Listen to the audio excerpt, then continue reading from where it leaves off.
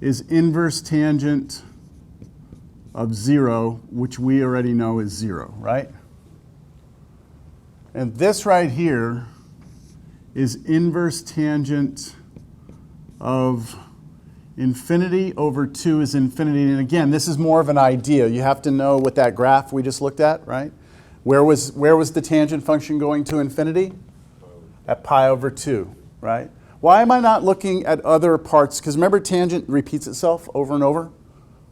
Why am I not looking at a different section to get this answer? Why am I only looking at that section between negative pi over 2 and pi over 2? Anyone know? You wouldn't get this, because if you do, like,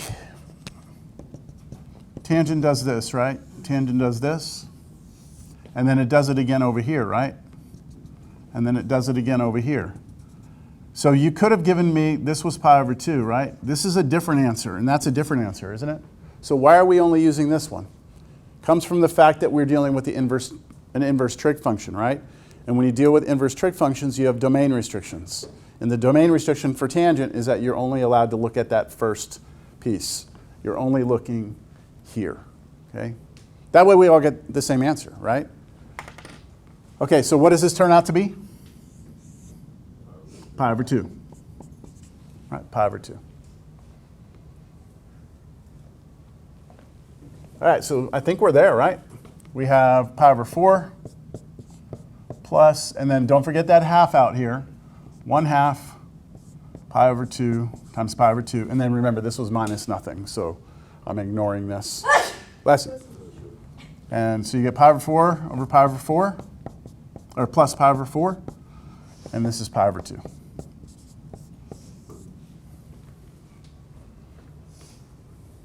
Okay. Questions? The area underneath that blue right there, underneath that curve, is pi over 2. Which actually is, this is kind of interesting if you think of it this way. If the area under that thing is pi over 2, right? If the answer to this is pi over 2, then what would the answer to this be? What if I double the answer? What would I get as my answer here? Pi. Right? That would be pi. So if somebody asks you, hey, what's pi? You could say, oh, well, pi is, when you have a circle and you have the circumference and diameter, pi is this ratio. Or if you didn't like that, you could define pi this way as well. Pi is twice that area. I mean, I'm just showing you. It's kind of useless information, but we could define pi as that area, or twice that area. Okay, we good? Do you understand the basic idea here? Okay, let's see what other sort of issues we could run into.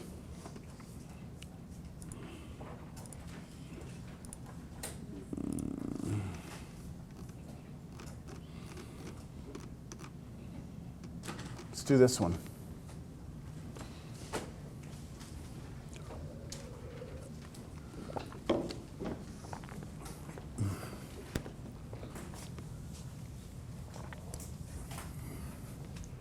Integral negative infinity to infinity x e to the x dx.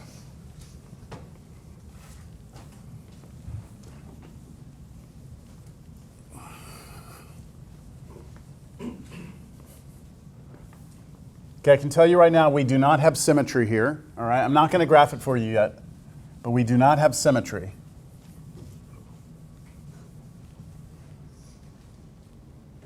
I see I have a type 1 improper integral. This is an improper integral of type 1.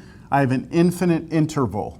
So I'm going to split this up into two pieces. Where do you want to go to? Negative infinity to where? 0. Let's do 0 again, right? Why not? We could have gone to any number, but I'm going to just go to 0. Take that and add to it the integral from 0 to infinity of the same thing. Okay, that's just me splitting it up into two.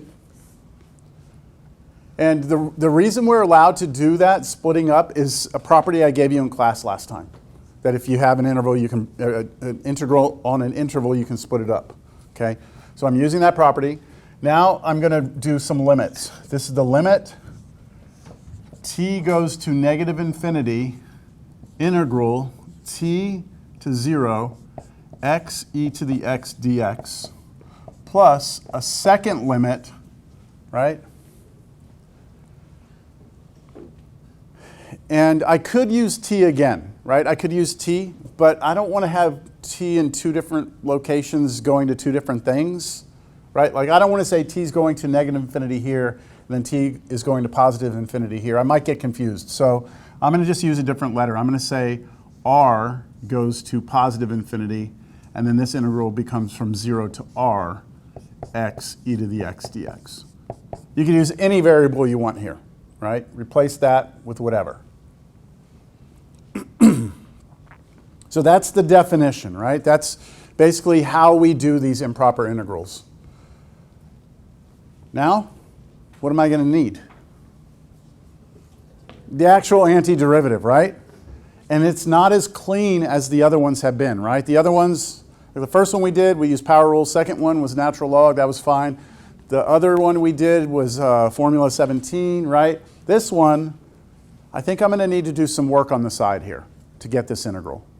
So I'm going to just step away from this, do some scratch work over here. And I'm going to just go back to the indefinite integral.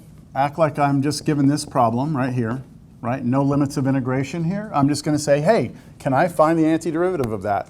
And I look at it and look at it and look at it, and I finally realize I need to do integration by parts. So I set up my table, doing integration by parts. Who said that? Okay, so how do you know it's integration by parts? Did you do this like after the first test? Yeah, I mean, this is something we should recognize, that if I let this be u, right, over here, that in the new integral it'll be a 1. And if I let this be dv, in the new integral it'll be what? It'll be itself, right? So that's good. So I'm going to let u be x, dv, I'm going to let that be to the e to the x dx. And then I differentiate down here, the du is 1 dx, or just dx, 1 dx. And then the antiderivative of e to the x is itself. So you have a test on this next week, right? You'll have probably some integration by parts on there somewhere. All right, so now we do this, do ultraviolet minus, ultraviolet is this times this, so x e to the x, minus the integral of voodoo. Voodoo are these two multiplied, we get e to the x dx. And that is an integral I can do. I know the antiderivative of e to the x is itself.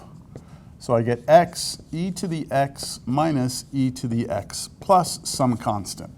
That is my general antiderivative for that.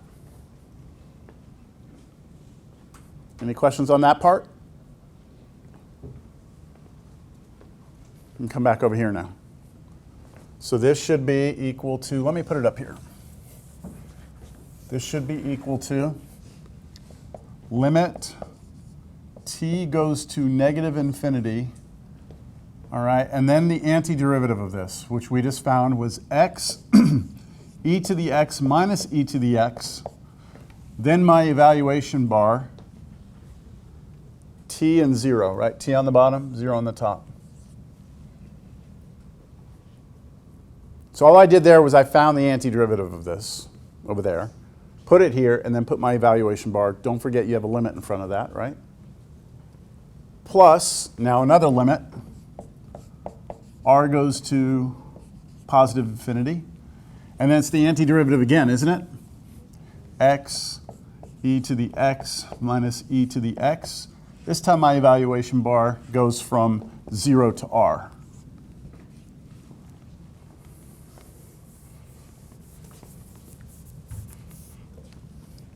Equals limit t goes to negative infinity, bracket,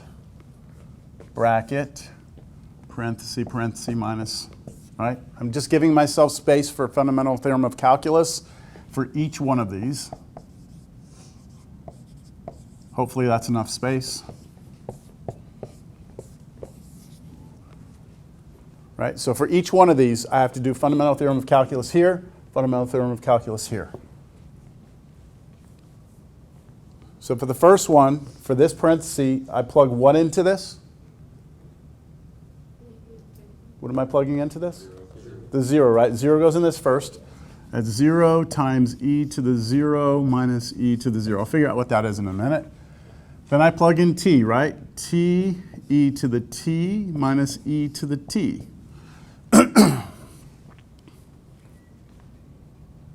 Over here, what goes in here? So I'm going to plug r in. So it's going to be r e to the r minus e to the r. And then I plug in 0. So 0 e to the 0 minus e to the 0. That's just plugging in, right? Y'all ready to figure this out? What's e to the 0? 1, right? Anything to the 0 is 1 other than 0. So e to 0, that's 1. This is 1, that's 0. So this should turn out to be negative 1. It's 0, take away 1. Okay, good. And so is this one, right? Minus, I have those two, right? These two. So that's negative 1. This is minus the negative 1 again. Let's figure out what happens here. What happens as t goes to negative infinity there? Uh-oh. It's indeterminate. Okay, we've got more scratch work to do. Okay, it's indeterminate. Let's see why it's indeterminate. Let's do some scratch work. Let's take our time. I'm trying to figure out the limit as t goes to negative infinity of t e to the t take away e to the t. What happens as t goes to negative infinity? Well, I can do each one of these separately, can't I? I can do these separately. All right, let's see if we can figure out what happens here. And this is where my Cal 1 students, y'all are going to make me proud. No? Maybe? We'll see. Okay, so what happens to that as t goes to negative infinity? That goes to negative infinity. Okay, times. Now let's just write it down. Let's e to the negative infinity, even though that doesn't make a whole lot of sense, right? Because you can't plug negative infinity in as a number, but this we understand is getting big and negative, right? Big and negative. But what's this doing? What is e to the negative infinity doing? I have a question. Yes. It is just like some number, right? So if you multiply some number by like the variable of negative infinity, it's just compounding repeatedly forever. So it's getting giant. What part's getting giant? The e to the negative infinity is getting giant. This is getting big and negative, right? Yes. So, but does that mean that gets? It's getting tiny. Is it getting tiny? Tiny. Tiny. It would be converted to a fraction, exactly. This right here is the same as saying e to the infinity times 1 over e to the positive infinity. Isn't that the same thing? E to the negative infinity means drop it down. Now what happens here? You take e and you raise it to a big power. What happens? It gets big, right? This bottom gets big. And then 1 divided by a big number becomes small. So this whole thing is headed where? 0. And this is headed to negative infinity. And what happens when you have a huge negative number times a number that's getting small? It's indeterminate. You don't know what that answer is. Okay? So the worst thing you can do on a test is tell me that the answer to this is 0 without showing me any evidence of it. It might turn out to be 0, but you have to show why it's 0. I haven't shown that. I've just shown that it's an indeterminate form. Remember in Cal 1 that if you have something getting big times something that gets small, you don't know who wins, right? You don't know who wins. All right, so I'm not done, right? I'm not done. I'm still working over here. Here's what I'm going to do. I'm going to ignore this one for a minute. I'm just going to kind of, again, within the scratch work, I'm just going to take a look at that first one. Just that first part, because I'm really starting to see I'm going to have to do some work for this. T e to the t, right? I'm just going to look at that one. I already know that this goes to negative infinity, and I know that this goes to 0. When t goes to negative infinity, I know that that goes to 0 and that goes to negative infinity. So, what's the technique? My Cal 1 students all know this. What's the technique? I'm going to use L'Hopital, but you have to do something before. L'Hopital can only be used when you have infinity over infinity or 0 over 0. We don't have that. We have 0 times infinity, right? Change the form how? How do you do it?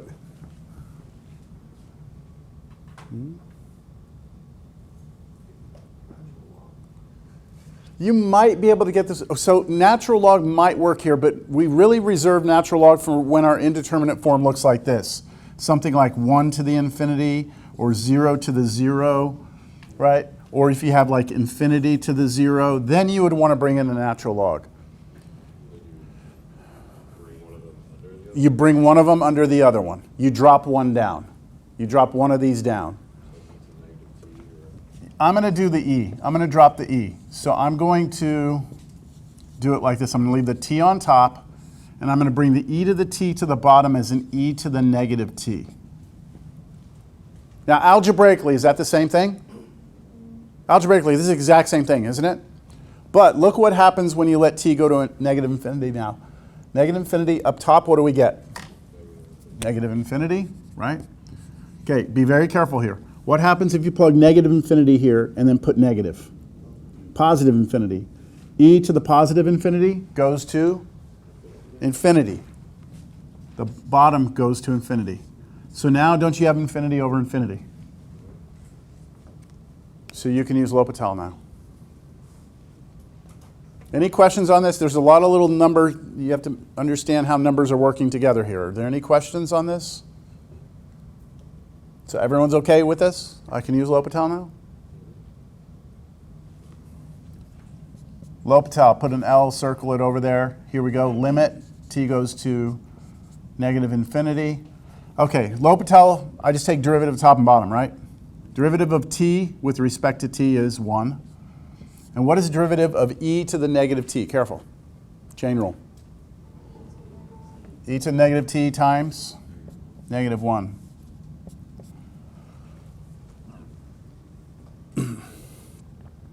And now, let's try it again. Let t go to negative infinity. The top stays 1, right? So this is headed to 1 on top. And on the bottom, again, because this is negative, double negative would become positive. What's e to the positive infinity? It's becoming infinitely big. Times negative 1? Excuse me. So negative 1 times a huge number, that's negative infinity. That's where it's headed, right? What's 1 over a huge number? It's headed to 0. So this limit goes to 0. Whew, okay. You have to show this, all right? Because, like I said, I'll have students on a test and they will just go from this line and they will tell me that this is 0. They won't show any supporting work. You have to actually support that. You can't just assume it is. Now, we're not completely done, are we? Because we haven't done this one, have we? We haven't done this one. So let's do that one. Let me erase this. I'm going to do that second part. Okay, what happens? I'm doing that second part that I had left off, the minus e to the t, right? What happens when t goes to negative infinity here? I think this one's a little easier to see. Maybe? What is that going to? Negative e to the what? Negative infinity, which is the same as negative 1 over e to the positive infinity, something like that. So negative 1 is just a number, and on the bottom it's getting huge. That ratio should go to 0. So this goes to 0.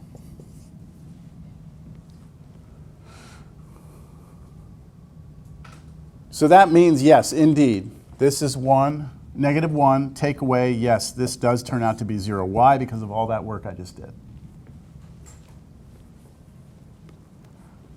All right, one more limit to do. And it's not the same because in this one we're headed to what? Positive infinity. Here we are headed to negative infinity. That's going to change things potentially, right? How does it change things? Can I erase this, or anyone have a question over there? Where did the negative 1 come from? Where? Right here? In the L'Hopital. Right here? Yeah. Oh, the derivative of the bottom, derivative of e to anything is itself, times the derivative of what's up here. Derivative of negative t is negative 1. Oh, okay. All right, so I'm gonna now do this limit right here. I'm gonna do it scratch work on the side. limit r goes to infinity. And now I have r e to the r minus e to the r. Let's see, maybe things are easier on this one. Who knows? Maybe they'll suck. I don't know. So where is this headed? R is going to infinity, right? Times. What's e to the infinity headed towards? Infinity as well? Everyone agree? That's infinity times infinity? That's different than what we just had, isn't it? It's already different than what we just had. And then minus e to the what? Infinity is headed to infinity. And isn't that just infinity take away infinity? What's infinity minus infinity? Indeterminate still. We have a huge number minus a huge number. We don't know who wins, right? Shit, how do we do this? Okay, so when we had this, right, infinity times 0, we dropped one down. That's like the standard technique. When you have infinity minus infinity, what's the technique to try? Anyone recall? Factor. Is that what you said? Factor. Can you factor this? Let's see, can we factor this? What do those both have in them? E to the r, right? Pull an e to the r out, and you're left with r minus 1, right? That's the original problem. I'm just kind of starting over. I'm going to factor because I saw this, said, shit, I'm going to try and factor it. So I factored it, pulling an e to the r out of each of those terms, and now try it again. Try to let r go to infinity. What does this go to? Infinity times, okay, in this parenthesis, infinity take away 1. Infinity. What's infinity times infinity? Infinity. That's not an indeterminate form. A big number times a big number is a big number. So this becomes infinite, doesn't it? Which means this goes to infinity, right? Okay, let's see where we are. The total area underneath this curve should be -1 minus nothing plus, right? Plus infinity plus 1. Crap. Infinity, right? Infinite area. What does this mean? This problem that we did, where is the original one's gone, right? I erased it. What do we say? It diverges. All that work. If we had done this one first, we would have gotten to the answer without having to do anything else. But unfortunately, that was the last thing we did. Once you know if one of those diverges, then you're done. Yep. If any of these limits go to infinity, or if the limit does not exist, then you are going to be divergent. All right? Let's take a look at the graph. See, I didn't graph it on purpose, because if I graph it, I think it's obvious from the graph that it diverges. Come on, get in here. X times e to the x.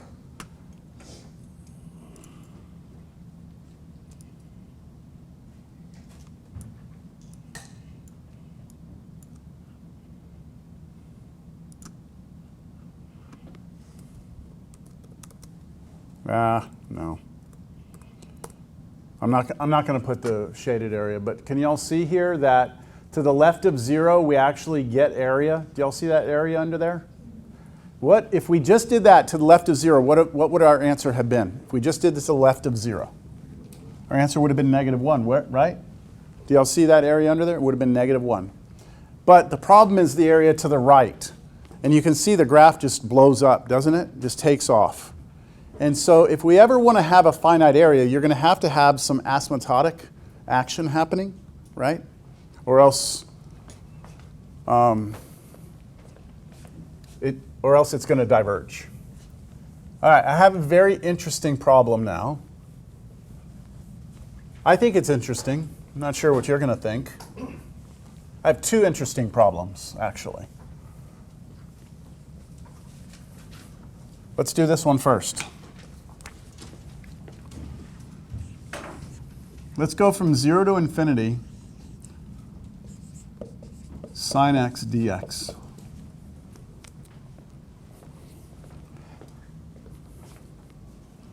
Think about the graph of this.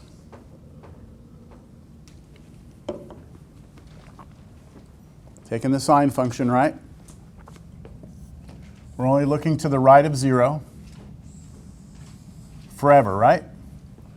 And when we want the area. Remember, the integral gives us the net area, right? So it counts things that are positive as, right, above the x-axis is positive, below the x-axis is negative. So any guesses as to what our answer would be? 0 seems to make sense, doesn't it? Like that area gets countered by that area, so that goes away, right? That area gets countered by that area, that goes away, right? But we have to stick with the definition, the way we define this, and we have to evaluate the limit. We have to see what happens, all right? So this is going to be the integral, limit t goes to infinity, integral 0 to t of sine of x dx. All right, I know what the antiderivative of sine is, right? So limit t goes to infinity. Antiderivative of sine is negative cosine of x. Evaluate it from 0 to t. And now I do the limit as t goes to infinity of, I'm going to have two things here. Plugging in t first for x, I get negative cosine t. And plugging in 0 for x, I get negative cosine 0.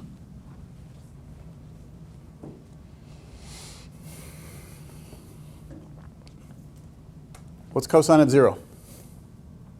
1, right? Cosine of 0 is 1. And then minus 1, and then minus minus 1. So this is just plus 1 here, isn't it? The other part, you have to take this limit.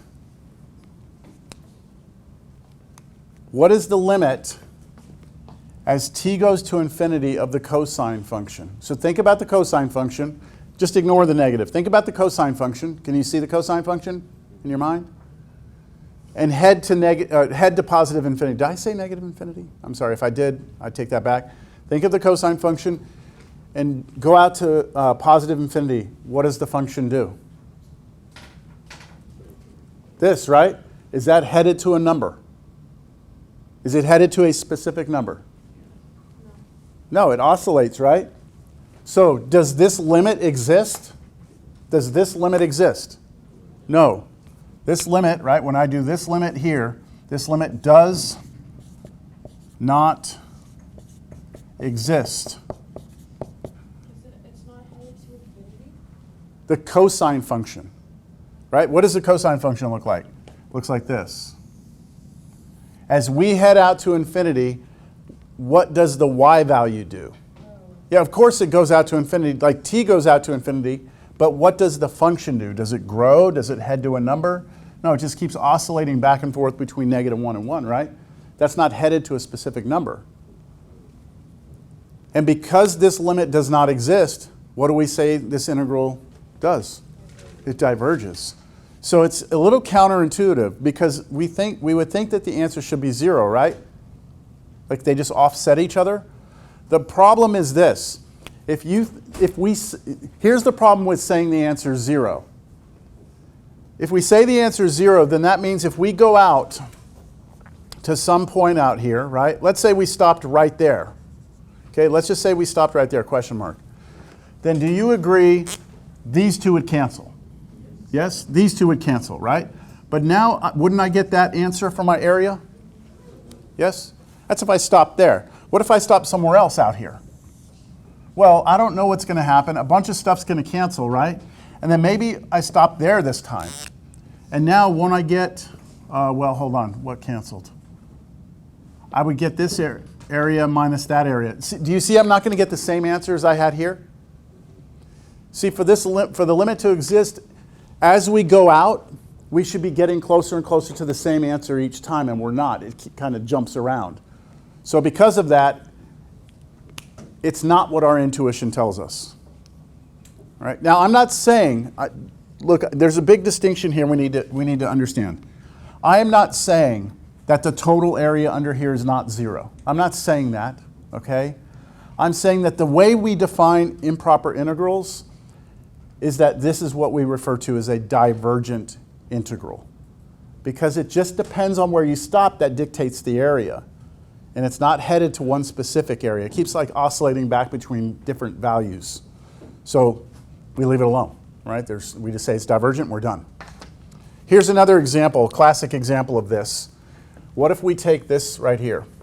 Let's go from negative infinity to infinity of 1 over x dx. This is a good one.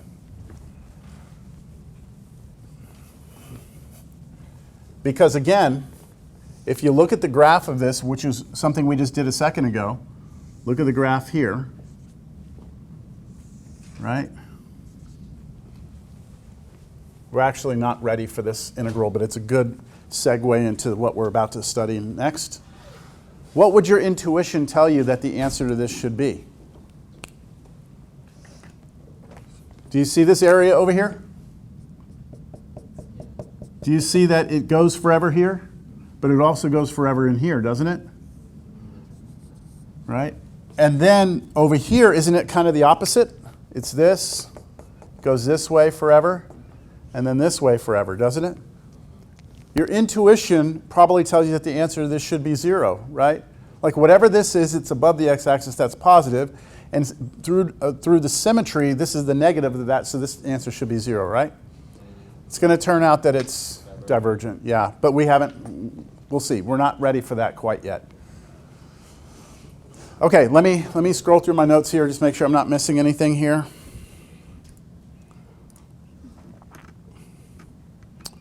So this is an example of something that you may see, if you have not already seen, in a statistics class.